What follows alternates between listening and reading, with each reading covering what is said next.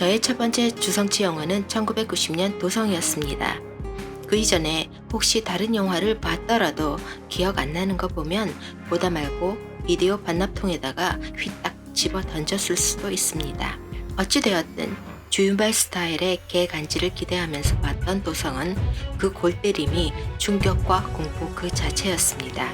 그때는 B급 영화라는 용어 자체도 터보레이터 같은 빨간색 비디오나 붙였던 걸로 기억됩니다. 그때부터 믿고 거르는 주성치 영화. 주성치식 코미디는 저랑 코드가 안 맞는 것 같습니다. 그래도 빡치는 등장인물 없어서 주성치 영화는 곧 편안한 영화였습니다. 그러다 슬슬 주성치식 코미디가 익숙해져 갑니다. 그리고 소림축구를 걸쳐 쿵푸 허슬에 이르렀습니다. 소림축구를 보고 뒷목덜미 잡고 웃다가 쓰러졌던 경험에 의거하여 쿵푸 허슬도 편안한 마음으로 보았습니다만 쿵푸 허슬은 주성치의 영화지만 주성치의 시그니처인 드립팔이 많이 희석되어 있습니다. 홍콩말이 모국어인 사람들만이 정확한 의미를 캐치할 수 있는 유머가 대량 빠진 대신 홍콩말 몰라도 누구나 알아볼 수 있도록 시각적인 효과로 전환되었습니다. 이러한 영화 방식의 변화는 당연하게도 중국 밖으로 진출하려는 주성치의 뻔한 의도이겠습니다. 시각적인 볼거리가 더 많아진 덕분에 주성치 영화는 더 많은 관객과 더 많은 달러벌이를 할 수 있었습니다. 그러나 오로지 볼거리가 많아졌다는 이유로 이 영화가 대박치지는 않았을 겁니다. 쿵푸 허슬의 배경은 상하이, 대략 1940년대쯤으로 알려져 있습니다. 쿵푸 허슬은 제목에서도 알 수 있듯이 무술과 무협 그리고 허슬에 관한 영화입니다. 주성치가 쿵푸 허슬을 그만의 스타일로 블렌딩하기는 했는데 그 방식은 매우 독특합니다. 그래서 이 영화에는 주성치 스타일과 더불어 주성치가 좀 더 빡센 영화를 만들고 싶었던 의도가 알게 모르게 겹치면서 나타납니다. 또 많은 장면이 다른 영화를 패러디하기도 하죠. 주성치 영화에서 충분히 기대할 수 있는 장면입니다. 패러디한 무협 영화를 다루는 방식에서 주성치가 무협 영화에 관해 어떤 생각을 실제로 하고 있는지 추측해 볼 수 있습니다. 쿵푸 허슬은 무협 영화의 변천사에 관한 영화입니다. 주성치는 오로지 액션 배우의 무술 연기에만 의존해서 촬영을 하던 초기 무협 영화들로부터 다루기 시작합니다. 이후 점차 촬영 장비나 컴퓨터 그래픽 기술이 발전하기 시작했습니다. 영화계의 무술 액션도 점차 CG에 의존하기 시작했다고 볼 수 있죠.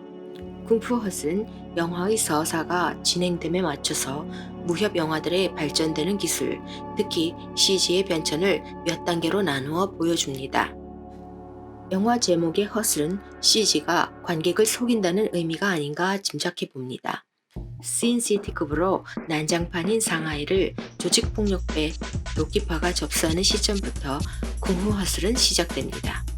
주성치는 무협의 세상을 믿고 진짜인지 가짜인지도 모르는 열애 신장을 이기기 위해 노력하는 소년이었습니다.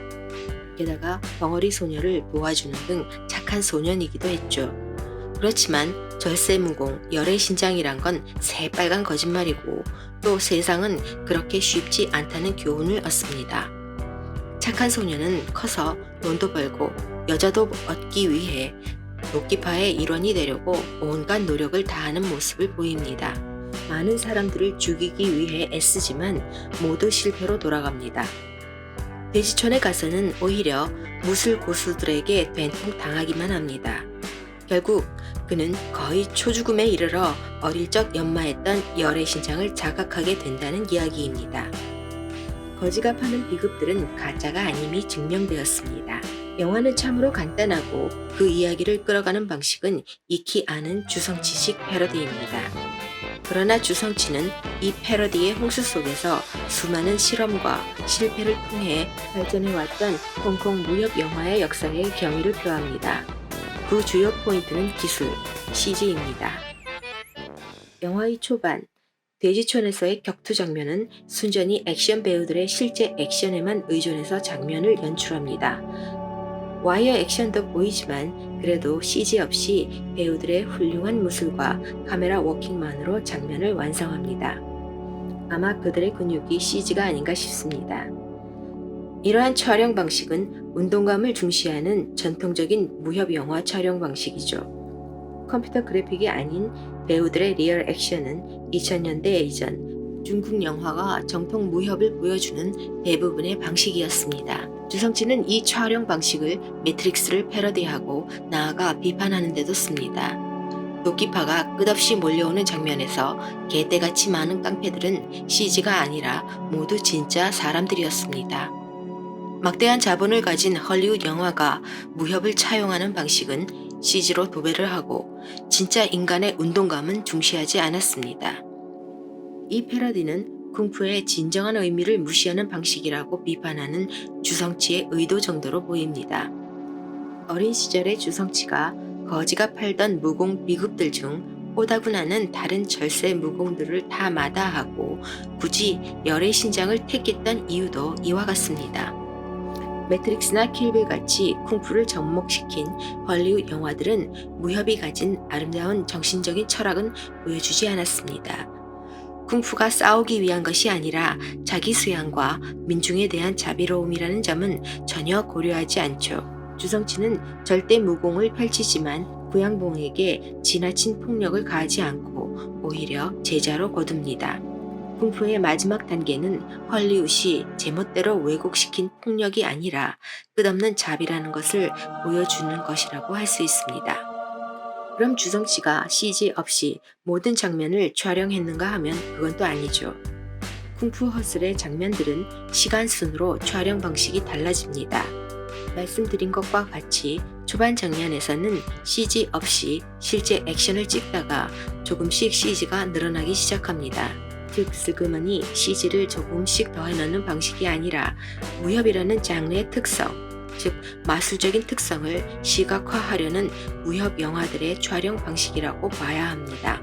무협은 소설에서는 충분히 구현할 수 있지만 시각화하기에는 정말 난감한 부분이 많습니다.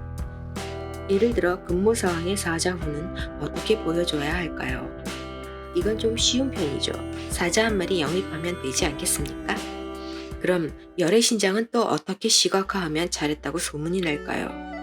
CG가 죽이든 개떡 같든 무협 영화의 CG는 무협의 마술적이고 환상적인 측면을 구현하기 위한 것이지 킬빌이나 매트릭스처럼 폭력을 구현하기 위한 것은 아니겠죠. 주성치의 쿵푸 허슬은 당연한 이야기로 들리겠지만 무술의 몸짓은 실제 액션을 통해 촬영되었고 가상일 수밖에 없는 무협의 요소들은 CG로 만들어졌습니다. 그런 방식으로 과거 무협 영화들의 영광을 2004년 시대의 영화 트렌드를 반영하며 재현해내려고 노력한 흔적이 보입니다. 그런데 이렇게 당근인 얘기는 쿵푸 허슬이 재미없는 영화라는 이야기밖에는 안 됩니다. 쿵푸 허슬과 CG를 좀 썼다 하는 무협 영화들 간의 차이는 주성치식 코미디에서 갈라집니다.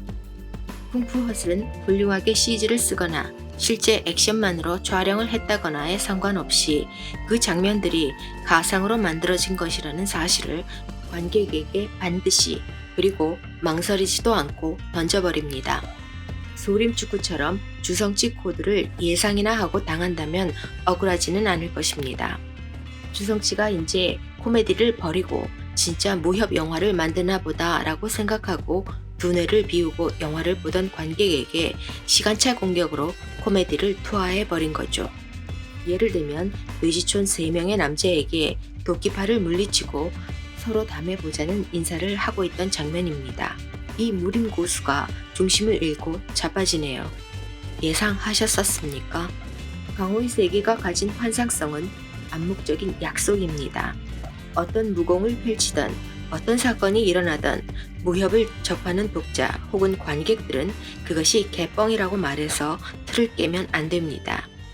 톰과 제리를 보면서 불가능한 설정이라고 하지 않고 그 자체의 가상을 즐기는 것과 같습니다. 그런데 쿵푸 헛은 암묵적인 약속을 스스로 여기저기서 깨고 다닙니다. 실컷 CG로 구현해낸 강호의 세계를 톰과 제리 스타일로 깨부수면서 코미디 요소를 집어넣는 거죠.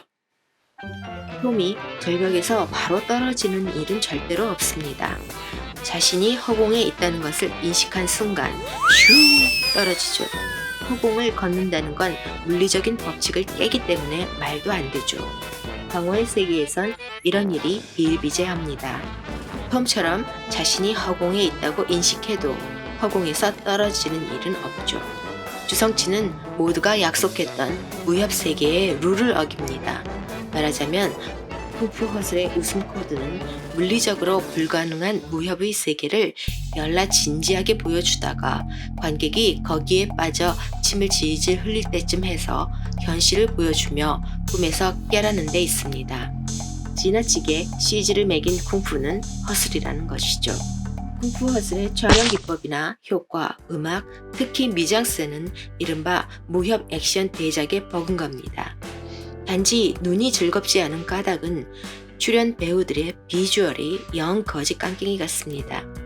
래닝구만 입고 또는 빨강 빤스를 입고 고급진 무공을 펼치는 협객들을 용서할 수 있을 것인지 무협 인물들의 환상을 깨는 최고봉은 뭐니뭐니 해도 돼지촌의 주인인 양가와 소용녀입니다.